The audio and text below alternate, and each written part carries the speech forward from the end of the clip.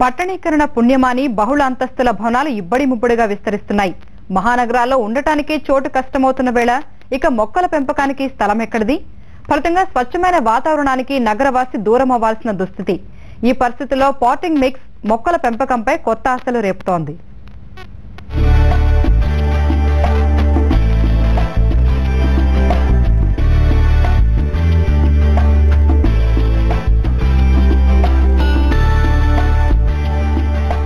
పాశ్చాత్య దేశాల్లో శరవేగంగా విస్తరిస్తున్న పాటింగ్ మిక్స్ సేంద్రియ ఎరువు వాడకం మన దేశంలోనూ ప్రాచుర్యం పొందుతోంది.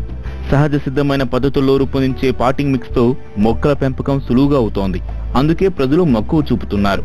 ప్రస్తుతం హైదరాబాద్ లో మచిలీపట్నానికి చెందిన సంస్థ ఈ సేంద్రియ ఎరువును అందిస్తోంది. అమెరికాలోని కార్నెల్ విశ్వవిద్యాలయం సహకారం తీసుకుంటూ అంతర్జాతీయ ప్రమాణాలతో ఈ ఎరువును తయారు చేస్తున్నారు.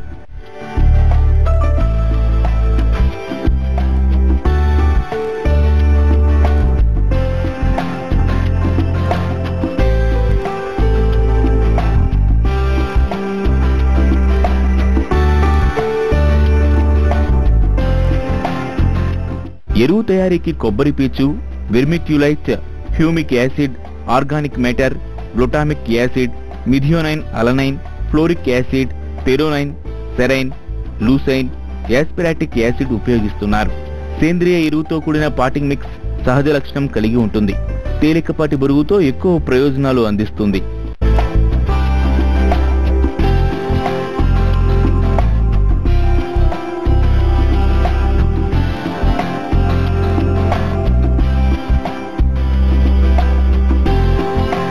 ఒక కుండీ తీసుకుని దాంట్లో ఫస్ట్ ఏం చేయాలంటే ఒక 25% వరకు మనం పాటింగ్ మిక్స్ వేసి తర్వాత మనం మొక్క అందులో నాటేసి ఆ మొక్క నాటిన తర్వాత దాని చుట్టూ ఇంకొంచెం పాటింగ్ మిక్స్ వేసి నీళ్లు పోయాలి. అంతే. మొదటిసారి మనం నీళ్లు పోసినప్పుడు ఇది బయటికి డ్రైన్ అవ్వాలి.